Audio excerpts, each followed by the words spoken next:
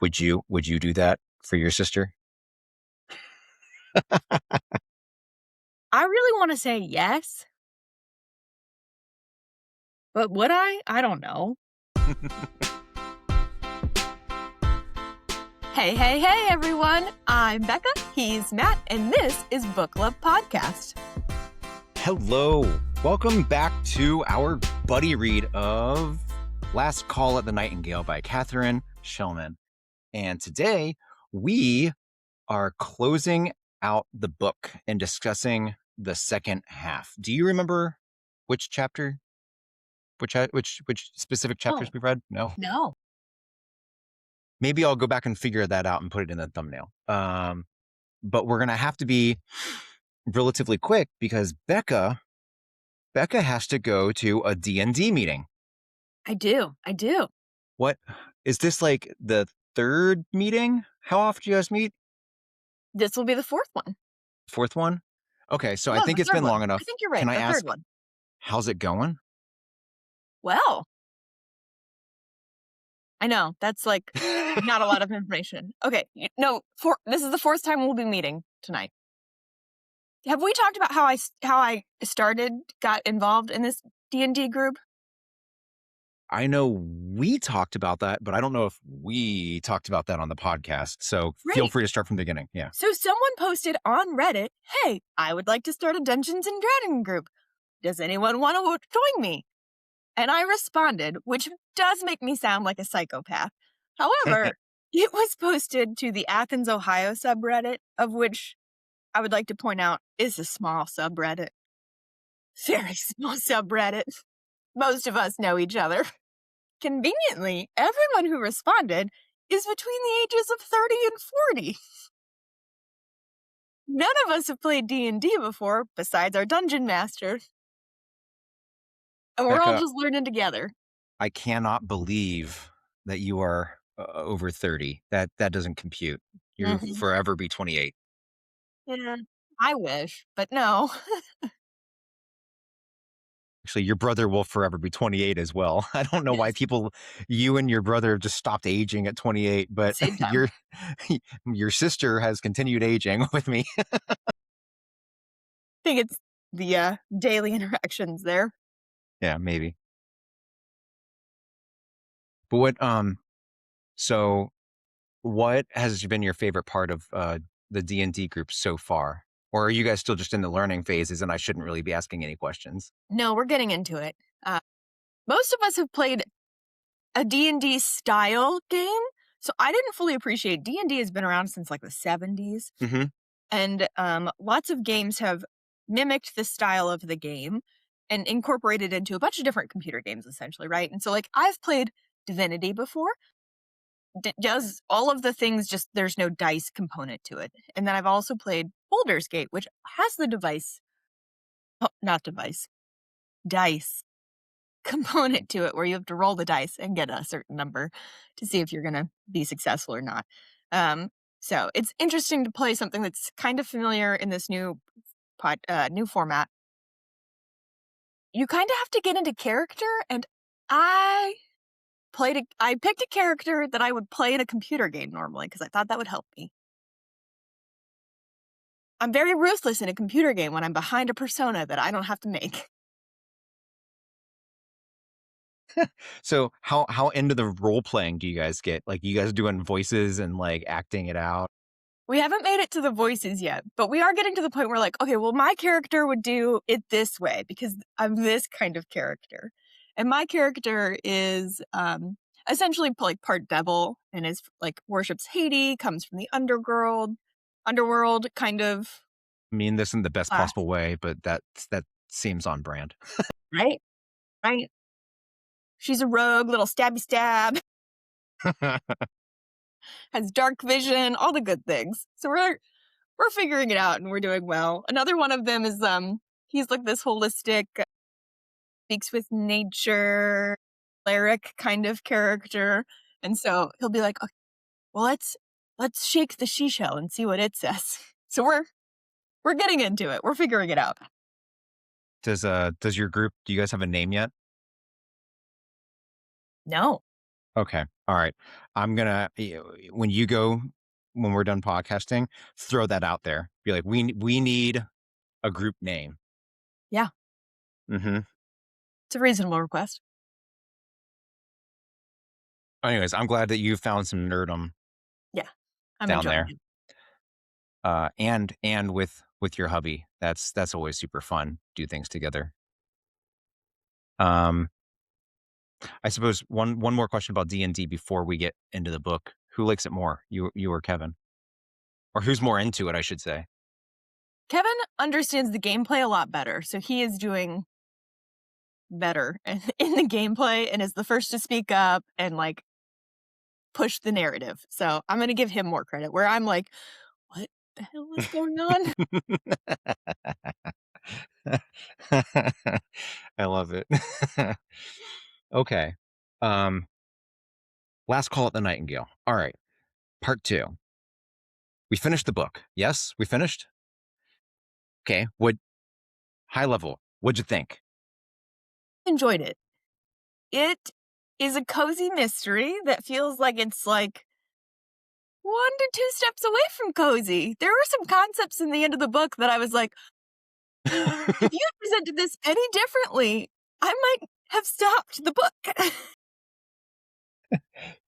I actually did see some reviews after I finished the book. I was doing my own review on Storygraph, and I was like, decided to do the thing you should never do and read some reviews. And there were people in there like that DNF'd this thing and was like POS too graphic, and and I was sitting there like, I thought it was the perfect amount of graphic. Right? You knew exactly what was going on, but you didn't feel immersed enough in some of it to feel bad or guilty or triggered. But you were immersed enough that you felt like you were in the room with them rather Mhm. than in a movie theater watching a movie. I thought it was like a really well done like line. Mhm. Yeah. Um, what did you okay, again, high level, what did you think of the outcome of the mystery and like the twists and stuff? Um, at one point, I feel like we were going like, I was like, oh, I'm not keeping up. I'm not keeping up. Vivian, girl, you're on it. She's on it, man. Yeah. I I loved the whole fact that some of the stuff I predicted at the end of our last episode happened, but it wasn't the answer. It was the first answer, not the Right. fourth answer. Right. So I love the fact that you're able to predict the book, but you still can't predict the book, and I thought that was really fun. Um, where where do you rank this in terms of mysteries you've read before? Near the top, right in the middle? Probably near the top. I haven't read a lot of mysteries.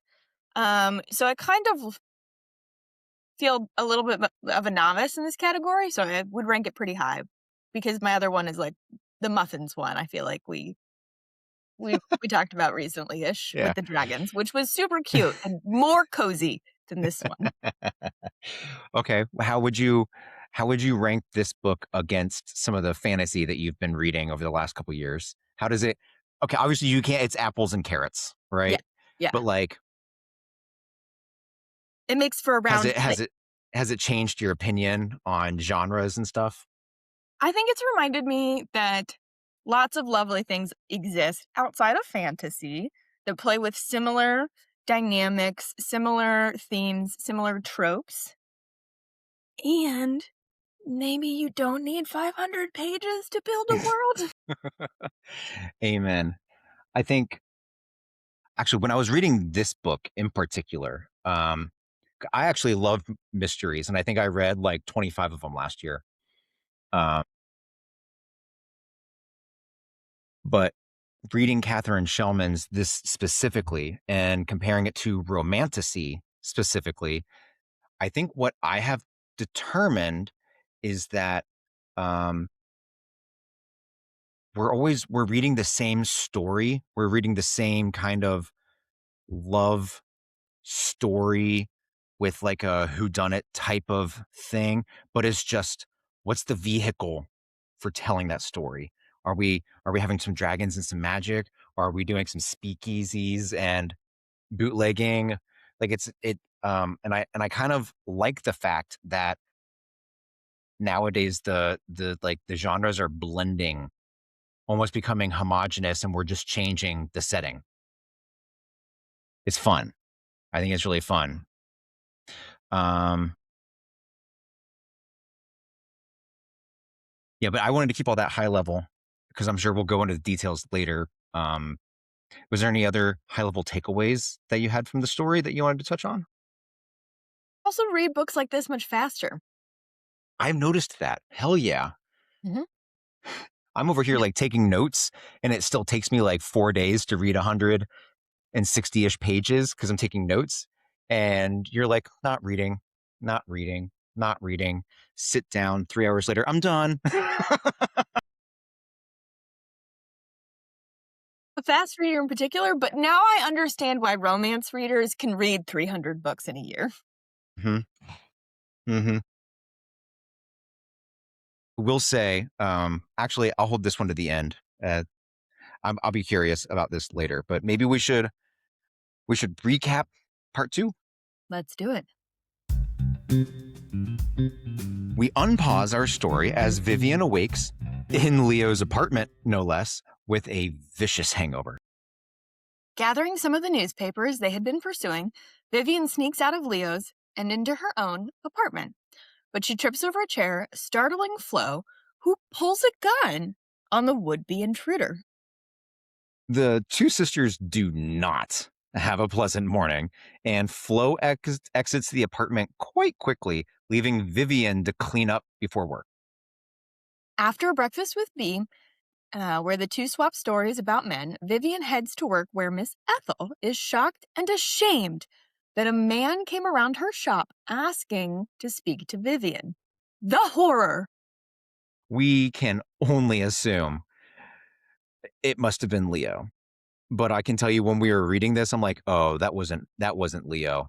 What kind of shenanigans are happening in the background? But before Miss Ethel can fire Vivian, Flo intervenes and was like, it's just our cousin. Nothing improper happened. So off with the deliveries Vivian goes. One of them contains the morning dresses for Hattie Wilson. At that home on Fifth Avenue, Vivian's best laid plans for snooping don't work out too well because little sister Myrtle bursts into the room and takes up all of her time with some craziness before Hattie arrives for her dress fitting. When Hattie is called away to meet with a gentleman in her study, Vivian is hustled out of the home, but she decides to grab a snack and sit on a bench and await whoever comes out next. A short time later, someone does. It's the man who claims to not know or have ever met Willard or Hattie Wilson, the man Vivian's instincts told her to trust, Mr. Leo Green. Dun dun dun. Dun dun dun. After making more deliveries, the final one of the day brings Vivian back to Fifth Avenue for Miss Crawford. Miss Margaret Crawford, better known as Mags. Vivian tries to act the servant and observe social propriety, but all Mags really wants to do is spill the tea and have some hot goss with her bestie. It seems that Hattie turned down Roy's proposal a week before accepting Willard's, which is awkward for Roy, seeing as he managed the dirty muscle behind Willard's bootlegging operations, running bad booze and who knows what else out of Chicago. On top of that, nobody knows why a month after Hattie and Willard's marriage, things went frosty, and Myrtle was suddenly shipped off to boarding school. After work, despite saving Vivian's job from Miss Ethel, Flo swings back and forth between cutting remarks and the silent treatment. Not knowing what else to do, Vivian decides to head to the Nightingale before it opens. Because when in doubt, head to the bar. Am I right? Right? At the Nightingale, Honor is arguing with the band about the night's set list when Vivian arrives. Spotting Vivian, Ms. Huxley asks her to dance in order to test the songs. While dancing, the two begin talking about Vivian's latest discoveries, but are rudely interrupted by the street thugs, George and Eddie, bursting through the doors. The entire staff, this was pretty cool. The entire staff backs up Honor as she confronts the tough guys. And she sends Vivian to her office out of harm's way with a promise of champagne to be delivered. However, when Vivian opens the door to Honor's office, she discovers Roy rooting through the desk, looking for whatever it is that Honor knows, while the street guys distract everyone. Roy wants to know why Vivian has been following him around the city. Wow, what a narcissist. He swears he didn't kill anyone, but he also doesn't deny the idea that Hattie's pregnancy is his. Vivian pisses him off with her questions and accusations, so Roy does what any sane, rational man would do and hits her. And he goes in for a second strike. Leo arrives with that champagne. Seeing Roy, Leo goes absolutely ballistic on this dude, smashing the bottle of champagne and eventually pulling a gun on Roy. But Roy still gets away somehow. Vivian doesn't want to be comforted. She wants to accuse Leo of being shady, of offending people, of visiting Hattie Wilson, and of lying to her. The number one thing that every woman in every book ever gets the most offended by. It's not murder, it's the deception. Yes. Anyways, Leo grows very frustrated and tires of defending himself, which I get it, but also, dude, you haven't said anything on the good side either. As eventually, he throws real estate papers that he stole from the Wilson house at Vivian and then storms out of the office. Honor arrives to see the messy scene. Vivian tells her what happens, and in response, Honor kisses her. Chastely. It was very sweet. Vivian is pretty shook up. Honor declares that Vivian is officially off the case, that she should go back out into the main room and have a drink and a dance and just feel better. Back out in the main room, Danny pours her a glass of bubbles before Mags and Sadie arrive. There is a definite sense of camaraderie between them. Mags snags a dance with Mr. Lawrence, but otherwise all the menfolk are taking. So Vivian and Sadie dance the night away. After last call, when B gets off work, Danny and Honor put the two girls in a cab to safely get them home, and handing Vivian a sealed envelope to read later in the process. At home, Vivian shuffles into her apartment, then back out to use the communal washroom. When she goes to return to the apartment, Roy locks the door behind her. Reeking of gin, Roy begins to loudly demand that Vivian tells him what she knows. Vivian stands her ground, never tells him anything, which is not good for Roy's drunken temper. He advances on Vivian, tackling her to the ground, hitting her, and eventually strangling her. Vivian tries to scream, which must be very difficult with the hands around her neck. Neighbors begin banging down the door, and Vivian's eyesight begins to tuttle. And then there's a gunshot. And then there's another gunshot. Roy falls to the floor as Miss Thomas breaks through the door to find Vivian gasping for breath and Flo holding the gun with Roy on the ground between them. As Vivian and Flo exist in a state of shock, the cops arrive. Your best friends. Leo is with them, then a doctor, then the coroner. Leo takes Vivian to the commissioner's house to make a statement about Wilson and Roy, keeping Viv's and Flo's names off the record. The commissioner is satisfied and tells Leo to handle the details and thanks him for his and Vivian's help. Turns out that Leo's uncle is the police commissioner. And Leo had been using his shady bootlegging reputation and skills from Chicago to investigate the Willard Wilson murder from the inside, where cops can't be. Leo and Vivian take a ride back to Vivian's apartment, maintaining that he never actually lied to Vivian about anything. He just didn't tell her the whole truth. And Vivian tells him she needs some time. Flo remains asleep this entire time, knocked out from the sedative that the doctor provided, while Vivian whiles the night away in a fugue state with Mrs. Thomas after reading the contents of Honor's letter. At first light, the neighbors begin bringing food, coffee, and condolences until Vivian leaves early for work. Very early for work. So early, in fact, that using the information in Honor's letter, Vivian tracks down Miss Ethel at breakfast and has a little chit-chat about her future work conditions before beginning her deliveries.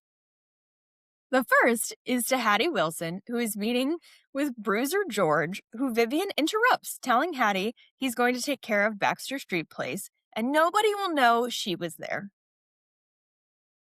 Sure. It seems Hattie is the one who took over Willard's operation and has been controlling George and Eddie, amongst others, this entire time. It also appears from the dress fitting that Hattie still has Vivian do that Hattie is not pregnant. Myrtle is, by Willard. And Hattie spread the lie about her own pregnancy to try to cover it up. But Hattie didn't off him for it. She couldn't figure out how. After all, Willard's men were loyal. No one wanted to cut off the hand making them rich, which includes Roy, negating his motive. Vivian heads home to see Flo. The two sisters share a tight, tear-filled embrace. Vivian apologizing, Flo saying she'd do it again in a heartbeat. Vivian also tells Flo that she's receiving a raise and now has Saturdays off, and that Vivian herself is only doing deliveries from here on out. Vivian conveniently neglects to tell Flo about the blackmail that got them that. I guess I didn't put this in the summary, but the blackmail is that Miss Ethel has an illegitimate child. Yep. Anyway, after getting Flo back to sleep, Vivian sets about cleaning up their mess of an apartment. And that's when she finds the real estate papers Leo had taken from the Wilsons and immediately reads Baxter Street. Tucking Flo's gun into her coat pocket, Vivian decides to head directly to Baxter Street apartment, only to discover George and Eddie are already there. After dodging George and Eddie, she gains entry. It's a nice-ish place, but there's no kitchen, and the windows all have bars over them, as though afraid that somebody living there might be jumping out of the windows. The descriptions of this place are immaculate. You need to read the book just for that. Mm-hmm.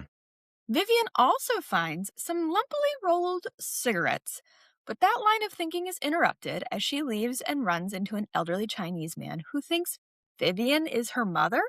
May? Vivian is shocked. On her way home for dinner with Flo, Vivian drops the gun in the river. That evening at the Nightingale, Vivian drinks champagne and dances with a tall fellow, then a blonde, then Mr. Lawrence, who she remembers dancing with the night she found Wilson's body in the alley, all while waiting for Honor to finish a meeting with a woman in a gold dress. Honor shakes the woman's hand, and Vivian decides to begin making her way over. But the woman in the gold dress suddenly crosses in front of her and heads towards the alley. It's Sadie. Vivian follows her to the back alley where she's taking a smoke break, and all the pieces click together. See, Sadie's father had been skimming money from the top, from Wilson, and instead of offing him for it, Wilson simply took his youngest daughter and kept her at Baxter Street doing things to her. Guilt-ridden, Sadie's father took his own life. Sadie, on the other hand, tracked Wilson down, trying to find her sister, and then unalived him before finding her sister and taking her away from that apartment. She regrets nothing. And more power to her. Vivian stomps back inside, finds Honor, and begins demanding answers, which Honor willingly provides. And Sadie are childhood friends, and Honor always knew Sadie oft Wilson. She put Vivian on the tail to figure out what side Leo was on, and then kept her there as a distraction to the bad guys to maybe end up framing someone else, and as an excuse to spend some more time with her. Vivian feels used, but also kind of flattered. When Honor asks Vivian to keep her and Sadie's secret, Vivian's like, no deal, girl. Like, we're going to make a deal for that. Vivian takes B's waitressing job at the Nightingale, and B becomes the band's singer. Honor agrees and tries to kiss Vivian, but Vivian puts a stop to it. Our story comes to a close as Vivian dances with Leo, who she forgives, but doesn't know how she feels about him, or how she feels about Honor Huxley. Hey, everyone. We need to take a moment to thank our sponsor. Today's episode is brought to you by Herring and Sons Narrative Distractions, proudly misleading readers since about 1892. That's right. For over a century, Herring and Sons has supplied authors with the finest premium-grade red herrings money can buy. It all started when founder Reginald Herring, better known as Red to his friends, received a frantic telegram from a young writer named Arthur Conan Doyle, who reportedly said, "My detective keeps solving the mystery too quickly. Please send." Within days, Herring and Son delivered their first shipment, a suspicious butler, a misleading footprint, and a mysterious letter that meant absolutely nothing. And the rest, as they say, is mystery history. Today, Herring and Sons is a global company offering a full catalog of narrative misdirections. Writers can choose from classics like Right Place, Wrong Time, The Smoking Gun, and the ever-popular Character Who Acts Suspicious but is actually just socially awkward. One can sympathize. They even offer bulk discounts for many writers who want absolutely everyone to look guilty until the final 3 to 10 pages. Herring and Sons Narrative Distractions has been confusing readers for over 130 years. Let them confuse your readers today. Visit their website today and tell them that the Book Love Podcast sent you. And now, back to the show. Okay, so we finished the book. We did. Where would you like to start? Do we start with the romance? Yeah, let's start with the romance. And I think we should start at the end. Okay, which one? That's the best part. At the end, at one point, Honor asks Vivian, "Do you like Leo?" Like she's very concerned if there's a chance for her or not. And on the flip side, a few pages later, Leo asks Vivian, "Do you like Honor?" And I think it's just sweet and lovely that they're like, I know maybe. I know who I'm competing against, but like, it's okay. Did you read, I don't know if you ever do this. I read literally every page in these books. So I don't know, did you read the like author's note at the end? I did not. Okay, so I think it might actually be labeled like appreciation. Maybe it's an author's note, but like the first half of it has nothing to do with thanking people, and it's all about like, it's like Katharine Schellman's little like essay about how she researched this time period and stuff.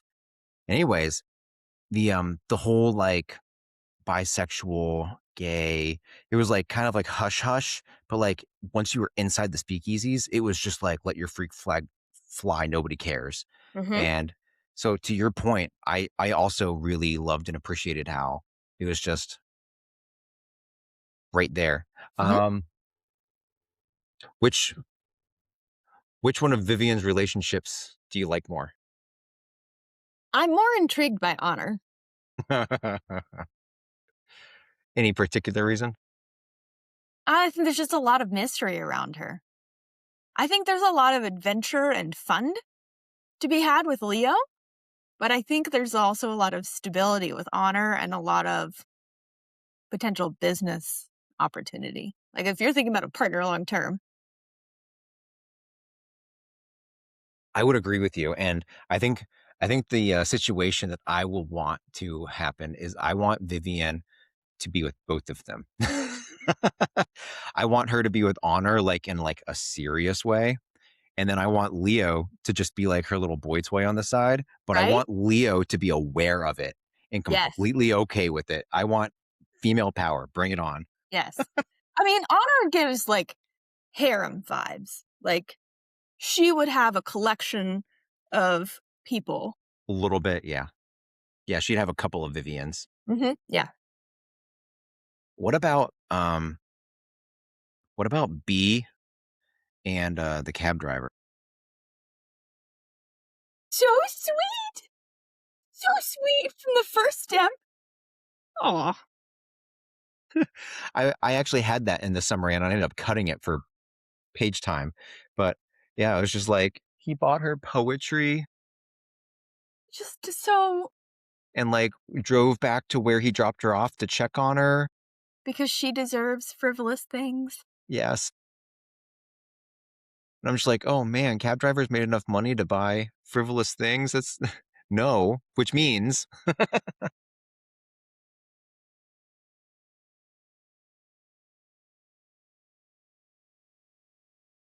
do you want to talk about any of the other romances? I think we could potentially talk about like Hattie and Roy and Hattie and Willard and all that crap. But although that might be a different topic altogether.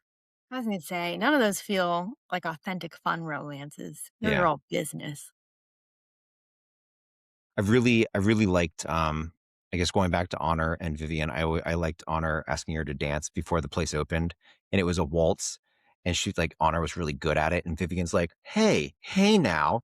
Wait, why are you telling the band leader that you don't like this song? Clearly you like it." And Honor's like, "I just need an excuse to dance with you." Yep. Yep. What do you think Vivian is very clearly in her early 20s. Mm-hmm. I I think she gives her age to the cops when she's arrested in the beginning of the book, and they laugh at her. They're like, "No, you're not." But like, then we learn that Flo is like 28 or 26, something like that. So Vivian, if Vivian's her younger sister, like Vivian can't be less than like 21. Right. Um, which begs the question: how old is Honor? I don't think we ever learned that. But to own a speakeasy and be tough like that with the politics and the shady, she like in her 30s, I was gonna say 40. I would have thought like late 30s, 40s. You go get you a cougar, Vivian. You know what I mean? Get it? Get it. Man. Um, all right. What next? I like letting you choose the adventure. This is I was gonna say, can we even handle all of the twists and turns? maybe not all of them, but like some of them. I guess, for example, did you I think one of the predictions I made was that Hattie Wilson was going to be a Black Widow. And it's like that's sort of the first explanation, but I mean, she did take over Willard's operation, but she didn't off anybody. But So, she wasn't mad. And and it then of definitely got course, the vibe that she thought about it. oh yeah, she definitely thought about it, which is why she was like, I couldn't figure out how. Couldn't. But then to just like, so you like that last dress fitting just blew my mind Mm-hmm. because it's like, of course I sent Eddie and George after you. And of course they're gonna rough you up and I'm upset with you and blah blah blah. But since you're here, let's fit me for this dress, honey. Yeah, just do your work. Um, it was crazy. It's crazy. And then, I mean, but she has good reason to be mad at Willard. He he Willard likes little girls. Yeah. I he did it to Myrtle. Hmm. He did it to Sadie's little sister, and if the insinuations are to be believed, he did to a lot more. Hmm. And this is that was actually pretty disturbing to read, given Yes. the files. Yes. Was that like triggering for you to read? Yeah. That's why I think it was so well done, because I kept reading and I was like, oh, this is going to get horrible. This is going to get concerning. This is going to get graphic.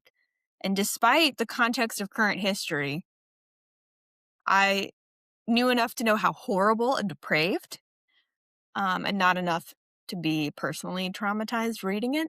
So I felt like she did a wonderful job with that. I mean, this book was published in. Oh, you have the book right there. You could probably look up the copyright on it. I want to say it was like 2022.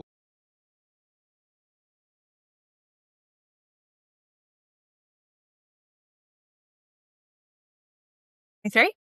2023. Okay. But she I guess what I'm getting at is Mr. Jeffrey Epstein had already been convicted and imprisoned and had his own funeral, Hmm. which means that it doesn't matter when Katharine Schellman wrote the book, there was still plenty of time to like re-edit it. And I just want to know like how all of that coincided, because this book hits differently than if it had come out in say 2015. It that screw Willard Wilson Hmm. and Yep. all of the people that were helping to cover it up. I was going to say, Ugh. got a few more people I'd put on that list. Yeah. Just a few. So that was a twist. That for sure was a twist. Okay. The Sadie. I mean, Sadie did it. And her entire Baller. family's involvement. Yep. What'd you think of? Did you see that coming at all? No, no, because that's not like what Sadie presented. But then also, I think going back and thinking about the first time we met Sadie in the club the first time. And she was kind of klutzy. She ran in and did. So then that also does make a more compelling argument of like, oh, she was really nervous, but successful. Mm-hmm. Yeah, she's probably like a little bit in of a state of shock. Yes.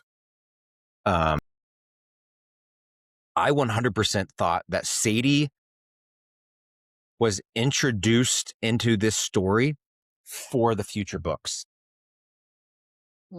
She was Mm. like the new girl at the club. Kind of Vivian was kind of giving, like taking her under her wing in the whole nightlife world. And I thought Sadie was going to become more of an entity in books like 2 or 3 or whatever. I did not see it coming at all. Yeah. Nope.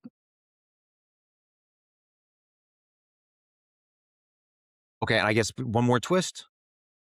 Leo and his uncle being the commissioner. I didn't see that coming at Nope. all. Oh, I lied. There's going to be a fourth twist we'll talk about. But I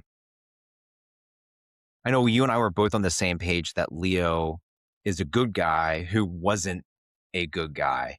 Hmm. Do you feel like that still materialized, or is Leo like a good guy who is a good guy? Maybe not. Maybe still the first. I feel like when he at the beginning of the book said, that he was kind of essentially comfortable spending the evening in the drunk tank. He meant it from two different ways of like, yeah, I've been here before. It's whatever. And then also, if shit got real weird, my uncle would come get me. Yeah, that's true. I didn't consider the reframing of that. That's good. Huh. I like Leo's character. I he um he reminds me of a lot of female characters from the early 2000s. He's like, I'm a good person who wants to be a little badass and I'm pining after this person, but don't worry, I can still take care of myself. I'm still independent, but Yeah. I really like that person over there. Leo is a female character from like 2006. I love it. Yes. Okay, fourth twist, last twist. Um Flo taking out Roy. Actually, we could just consider that entire twist from Roy trashing Honor's um, office Yep. until he's no longer an alive entity. We could probably consider that to be an entire twist if you wanted, but um, I didn't foresee Roy getting violent, No, because and they I have bruisers definitely for that purpose. exactly, and I definitely didn't see foresee Flo. I mean, Makes sense why she got the gun in the first place. I mean, they showed us the gun. If you see a gun, it's gonna be used. Yep. I just didn't think that Flo would be the one to use it. No, not Flo. I thought Viv would steal it at some point and use it for her needs. Yes, I did too. Or I thought that like somebody would break in or Leo would find it and they would use it against the girls, that kind of a but I wanted to ask you this. So I thought it was very touching how Flo saved her sister and was like, Hmm. I'd do it again in a heartbeat. Would you do that for your sister? I really want to say yes, but would I? I don't know. On the flip side, would you see Elizabeth doing that for me?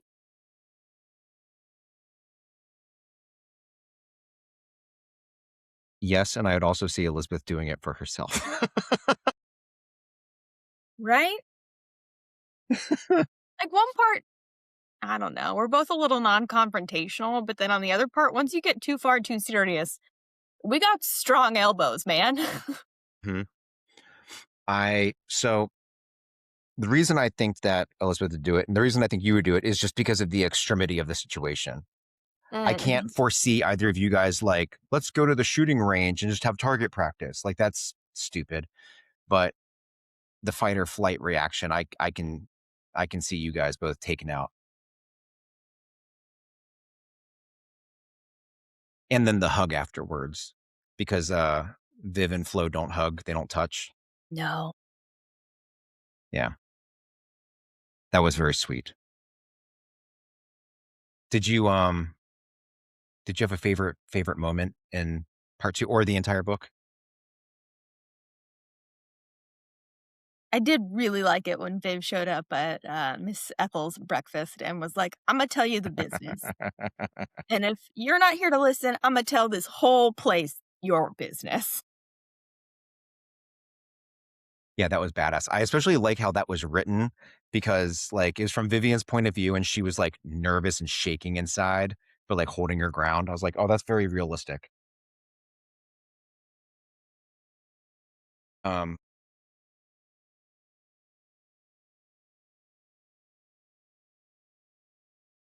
do you think Vivian could have like gone more extreme with the deal?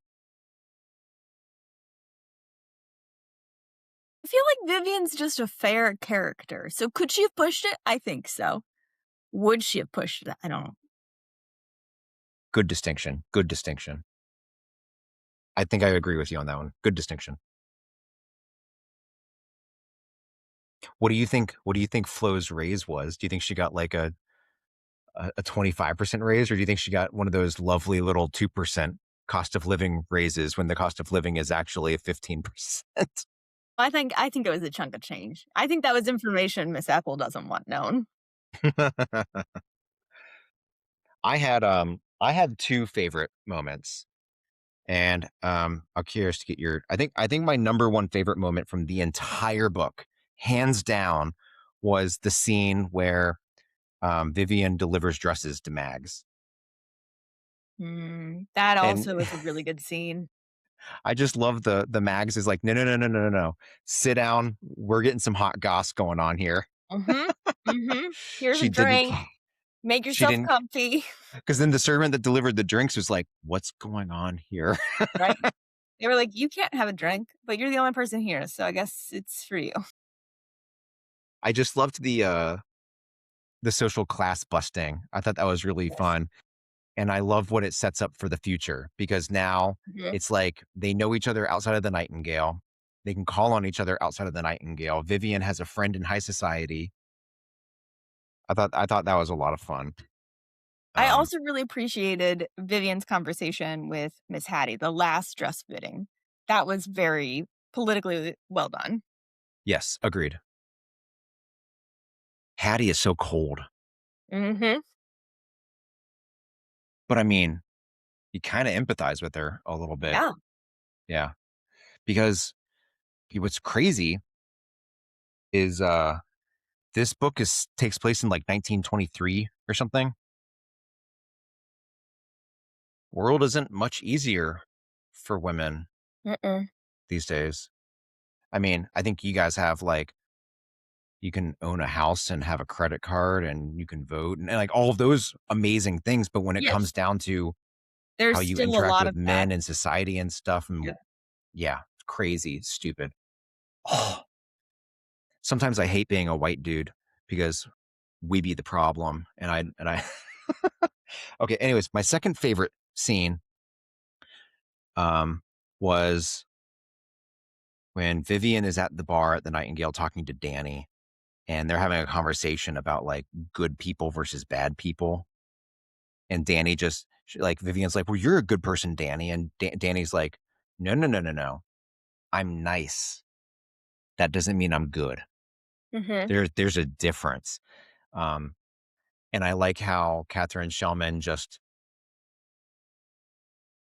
talked about the whole concept of morally gray right out in the open, but I felt like it was very poignant within you know, um, the couching or context of prohibition. I thought I thought that was very elegantly written. It was obvious without slapping you too hard in the face, and I liked that. Right? It made you Yeah. kinda think, you're like, "Am I a nice person? Am I a good person? What would I call myself?" Yeah, exactly. I actually sent Catherine Shellman a message, and I told her I really appreciated what, those in the fantasy world would label morally gray characters, and, she sent me a message back. She's like, "I can't wait for you to read more fantasy books because there's morally gray characters all over the place," and I had to send another message and be like, "Aha, I did not mean to say that mysteries lack these characters. I was using the term more as a marketing and trope concept. And that's when it kind of hit me like, and I want your take on this. Um, Fantasy books, they're marketed with tropes. Mhm.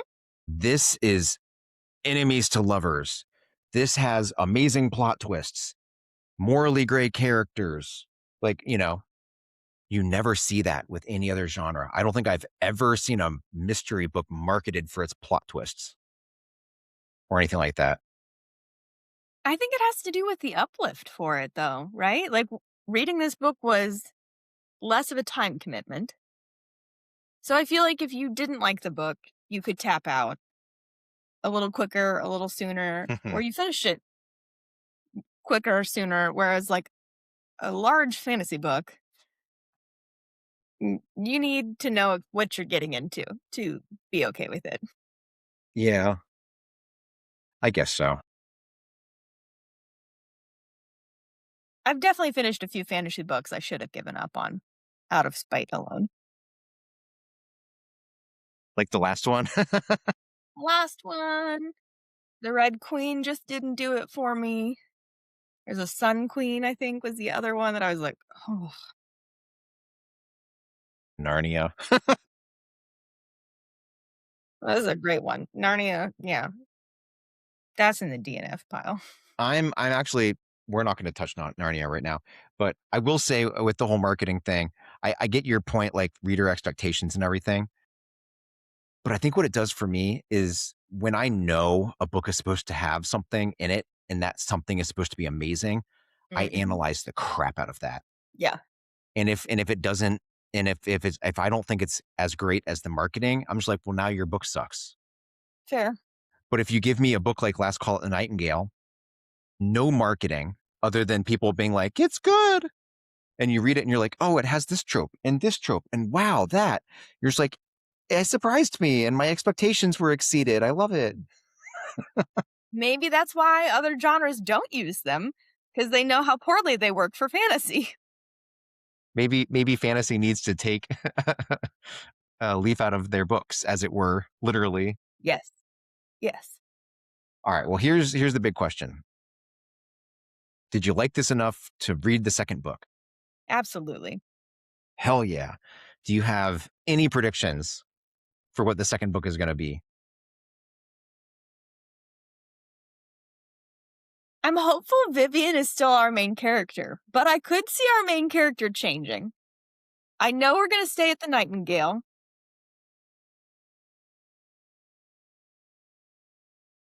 And I want to say it's another mystery. Maybe it's not a murder list.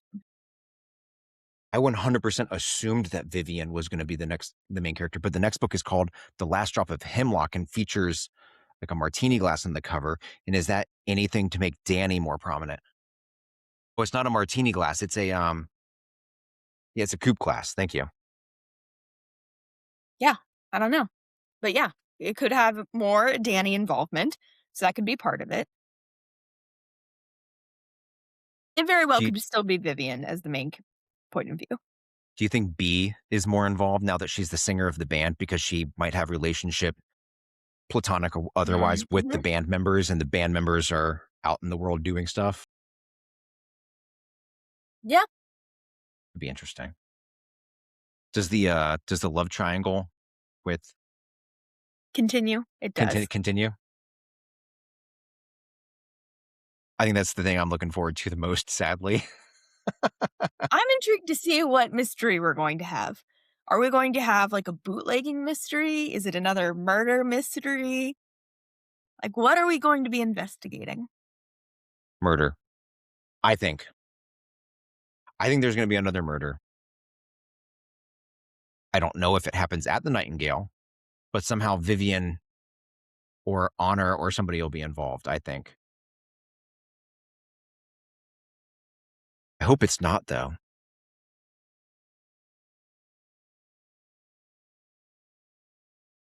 I'm very curious what Vivian and Flo's relationship is like now. Yes. Like, now that Flo pulled the trigger, like, is she a little bit more okay with Vivian's lifestyle and everything? Or is she like even less okay with it? Right? Do the sisters get closer because of the trauma bond, or does that put a wedge between them? Is she just thrilled to pieces to not be working Saturdays anymore? Yep. And I wonder where Vivian's delivery routes will take her next. Mm-hmm. One thing I appreciated about the book was how, and I know we talked about this in part one, how organic all of the sleuthing stuff felt. Mm-hmm. And the becoming a delivery girl because of the cut on her hand was one of those. And I'm kind of glad to see that continue with the dynamic between poor servant and rich people and stuff Yes. like that. Be really, really cool. Especially when she knows them outside of the context and she knows them from the Nightingale. Yeah. Like Mags. Hell yeah. Mm-hmm. Yeah. Um, but we have a lot of dudes that she danced with that I think are going to come back in the next book, like Mr. Lawrence. Lawrence. Yep. Um, who was the gay man? Jimmy? Was that his name? That Jimmy? sounds right. Yeah. I wonder if Jimmy comes back into play at all. Right? He's not the marrying type, but it's okay. He's got an older brother. Yes. Yes.